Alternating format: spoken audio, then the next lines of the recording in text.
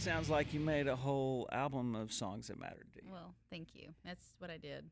And kind of honest, I won't say dark place, but a place, certainly a place of reflection. Mm-hmm. Am I right about that? Yeah. I really wanted this record to be a bookends to my first album, Pieces of You.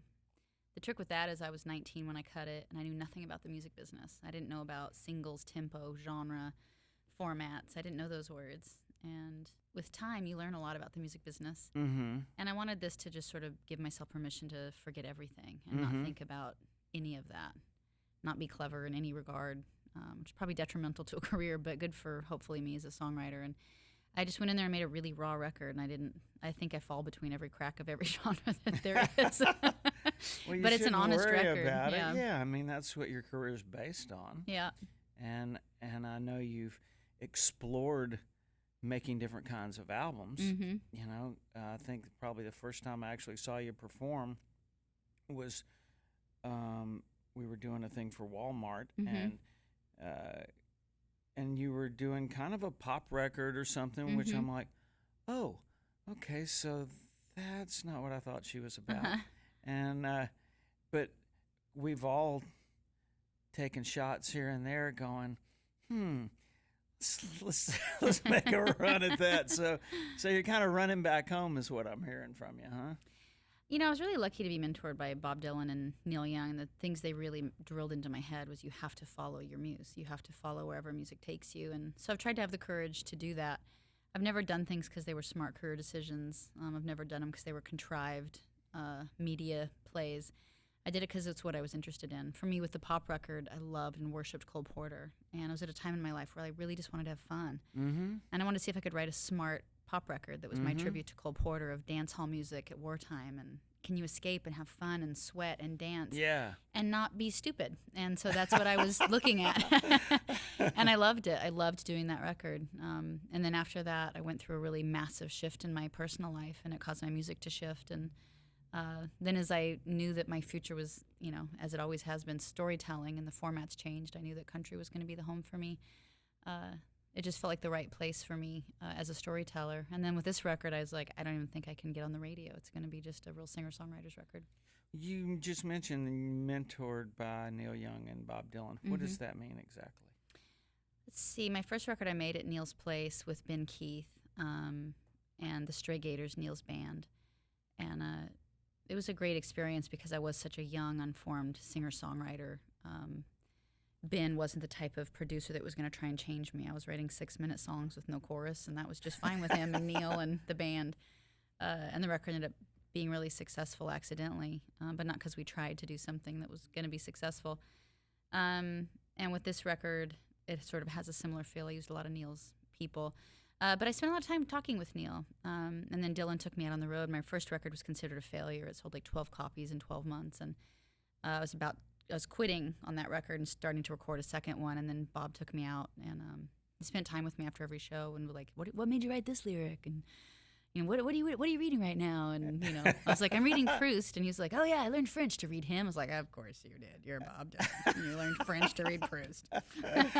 But I'd asked him a lot of questions because I wasn't getting airplay. I wasn't really doing well. And they were like, it doesn't matter. Like, believe in what you're doing. They really liked that I was solo acoustic. And they were like, follow your music wherever it takes you. Don't ever think about anything else. And so that's what I've tried to do. And I'll let it go. But first time you met Bob Dylan, how does that go? It was fun because I wrote about it in my book.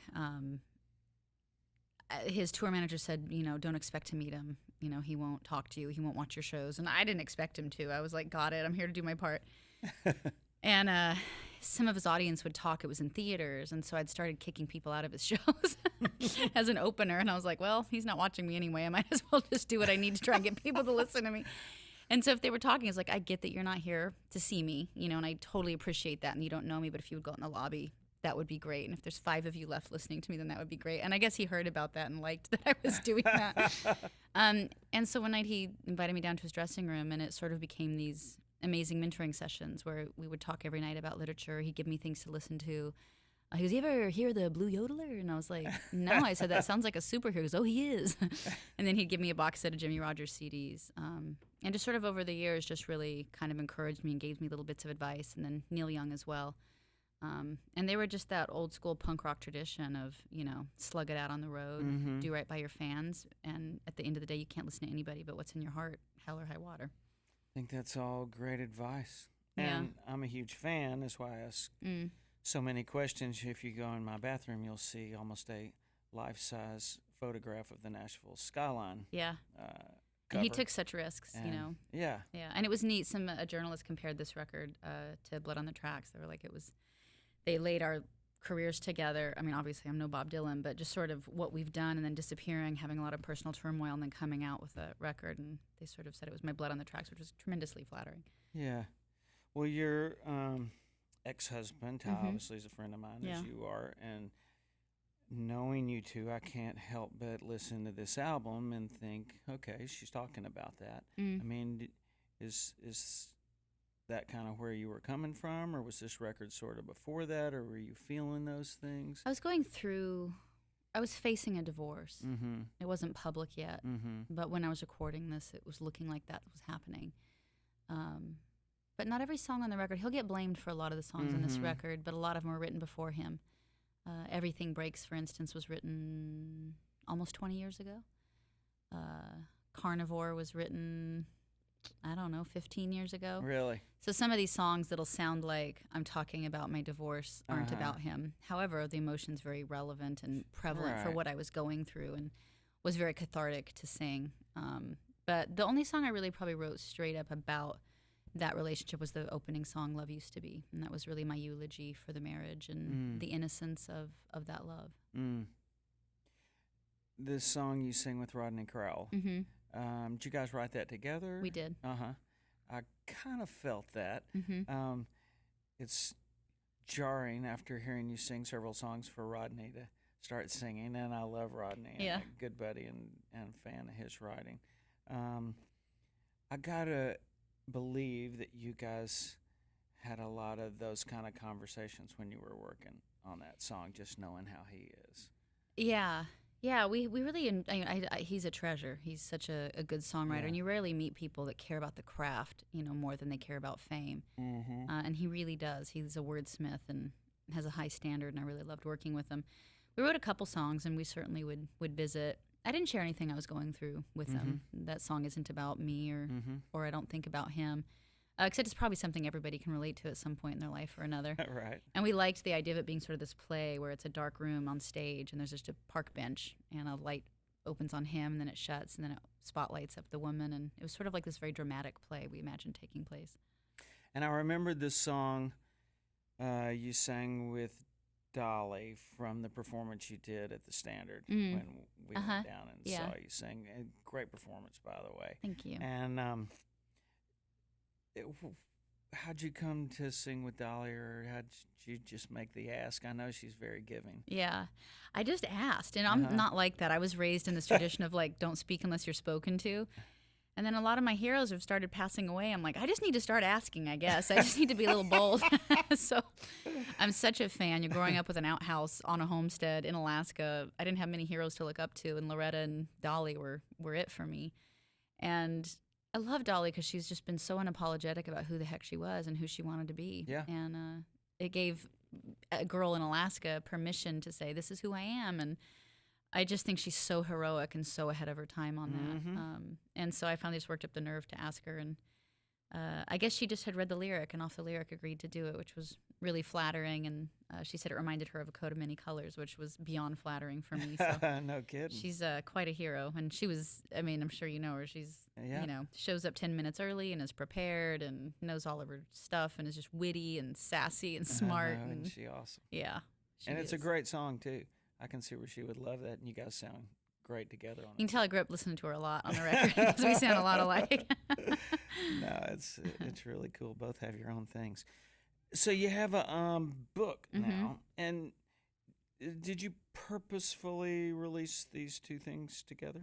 I did. It was my goal a while ago to see if I could. I haven't worked for a while. Like I've been really focused on my son and building the family, and then going through this transition and.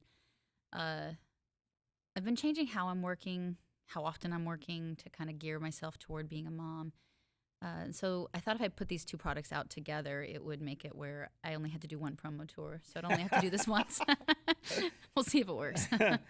Well, I'm interested because you've certainly had plenty of opportunity, and maybe it was some downtime. I'm trying to write a book, and I've gone through the interviews and whatever, and actually got to a place where I'm like, okay, I think I've kind of gone through the process. I've done kind of laid it all out. I went through and I read it, and I go, this isn't what I'm trying to do here. Uh-huh. And so, how did you approach this, I guess, is the question. I've always been a short form writer, so I've only ever written poetry and songs, 3-minute things, 5-page things. Right. So it was a real daunting task to see if I never thought I had the patience, frankly, to write like a 400-page book. The process is really different. It felt messy and undone, and it was nerve-wracking because I've gotten proficient enough in my short form writing to pretty much lay things out, and it comes out about the way I like it. Yeah. So it was a really unnerving process to be so unorganized and feel so messy for so much of the book. And then to also, my style of writing has been have a lot of freight on very few words. So economy of words with lots of meaning. And when you're writing long form, you actually have to say a lot. And so I just felt like a bad writer most of the time because I'm like, oh my God, I'm talking a lot. I must suck. Like, am I redundant or what? Yeah. So for me, it was really figuring out what the point of the book was, which for me was really sharing enough of the pain and the tribulations I've been through to show what healing is. Because I really have people ask me all the time, how do you go from moving out at 15, being abused, being homeless, to turning anything around? And a lot of things I've suffered were at the heights of my career that nobody ever knew about. And I think people will be really shocked by when the lowest parts of my life were not homelessness, as it turned out. It happened actually with my mom at the heights of my fame. And so sharing enough of that to show that I really don't believe we're broken. You can endure incredible things. And if you're willing to transmute pain, safety actually is in vulnerability. It's not in armor. And that's what my life has taught me. And I wanted to share that with people and show how I did those things. Because I didn't have a home, and I didn't have money, and I didn't have therapy, and a lot of these things that most people don't have access to. And if there's anybody out there waiting for permission to be happy because they don't think they have those things, then my message would be you don't have to wait on those things. You're the architect of your life. And if you're willing to look in the mirror and say, I'm responsible for the shape of my life, then I think you can make a big impact on it. Those are great words. This afternoon going to speak to the Monroe Harding Children's Home, you know. Kids that are in their teens to this book would really be good for early them. 20s, yeah, and that's the message. I mean, I don't have quite the upbringing that you do. Everybody faces something. Yeah, but no kidding, and I think that is the point. You know, we all got baggage. Yeah, and the quicker you can leave that on the side of the road. Yeah, for me it was this. The relationship with my mom was an incredibly twisted, damaging one that I didn't see coming. I was really fooled for a long time by it. And when I finally got out of it, it was very cult-like. My mom was a very spiritual person, and my need for her love as a young woman, she left when I was 8, and I needed her love so much that it blinded me to a lot of the truth. And I think Ty saw a lot of it coming, and I just didn't. I just kidded myself. And it took me down a long, hard road, a really long, hard detour. And coming out the other side of it, I just felt like my mind had been shattered. And I had this image suddenly one day of this light being covered by layers and layers of sediment. And I was like, I'm not actually broken. I'm intact. I'm completely fine under here. There's just a lot of crap that doesn't belong to me. And so it became like this archaeological dig back to myself. But starting from the premise that you're whole and you're not broken, I think is a very different prospect than saying, how do I fix myself? We come to this world pretty perfect, and things happen to us and things accumulate, but they can actually be, I really believe you can get rid of them. And the book is really a story of survival, but more than that, to me, it's a story of hope. And I really believe you can suffer a lot and you can be fine. Did your mom come back to you? Is that no? No. Oh, yeah, early on, you mean? Yeah, she left for quite a while, and then once I got signed, came back. And then I haven't talked to her since 2003, maybe 12 years. Yeah. How was that reunion? When she came back into my life? It was great. You know, I always had some type of relationship with her. It just wasn't a normal one probably, but I would hitchhike to go see her in Anchorage. Hitchhike 250 miles as a 9-year-old, 10-year-old, 11-year-old. Good grief. And she was this very magical, mystical figure, whereas my dad was this very rough, hard, alcoholic, abusive. And so my mom just seemed like this perfect, princess. Right. And she ended up being a much more damaging influence in my life than my dad was. And my dad and I have actually healed our relationship. We actually have a great relationship. And why is that? A lot of it's due to my dad. It's both of us. I did a lot of work just to heal. When you have an abusive alcoholic background, you have to do a lot of work. I call it an emotional English. You're raised with this emotional language in your home, and you will repeat it, and you will speak it as an adult unless you learn a new one. And so my dad was raised in an abusive home, and he didn't learn a new language in time and became abusive himself. And a lot in the book, I share some really hard circumstances and situations my dad and I were in. And I asked his permission, and he was like, "Jewel, this is your life, and you should talk about it." I ran into him this summer, by the way. I don't know if he told you, but yeah, we had up at the Grove. Nice. So yeah, we had a pretty good little sit down. Good. He's funny. He is really funny. But it was nice to talk in the book sort of about these cycles without bitterness, without anger, without shaming somebody, and just saying we learn these skills, and unless you learn a new language, you're not going to speak a new one. And my dad ended up going through the paces and becoming a much more resilient, happy person emotionally, and that was his work. Like he did all that, and he earned back a relationship with me. But why was that more harmful to you than alcoholic abusive father? It's a tough thing to explain. You kind of have to read the book to get at it, but I think my mom's intentions were very different. My dad was just damaged, but nothing malicious particularly. I gotcha. I think these are all great lessons for everyone, though. Yeah, in the back of the book, I had agoraphobia, like this intense fear of leaving the house, except I was living in a car, and then I was homeless, so leaving this little street corner where I felt safe. You went from Alaska to freaking Chicago or something, Jewel. What do you mean fear of leaving the house? You rode a horse 2 miles to school every morning. How bad could your agoraphobia have been? It didn't kick in until I was homeless. I was sick all the time. I ended up living in my car because I wouldn't sleep with a boss.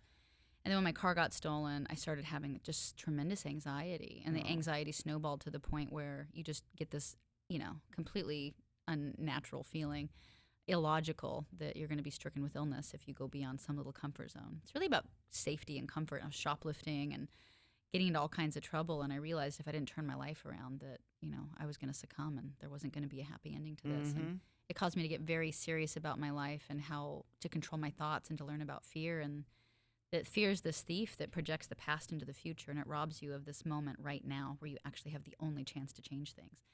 And if you're not showing up right here, you're not going to change a single thing in your life. And so it became a matter of discipline. And in the back of the book, I write out about these 20 things that were these real paradigm shifts that helped me, with nothing, no home, no money, anything, really slowly, thought by thought, turn a life around. And I really think that it would help anybody. And if it does in less time and in less pain than it took me, then that would be really worthwhile. Well, it's an amazing story, and I'm sure there's going to be a lot of folks out there that will be thinking, thanks for sharing. Yeah, the response has been really rewarding. I bet. And the CD's really cool, and I think you're not doing yourself justice by saying you didn't try to be clever, because I think it's part of your DNA. When you write, there's a lot of thought-provoking lines in every song in there. So I enjoyed listening to it. And thanks. Congratulations. It's always, I know, a big when you get one done. Yeah. This was a big process, getting both of these Thanks out. for coming by. Great Nice to see seeing you. you.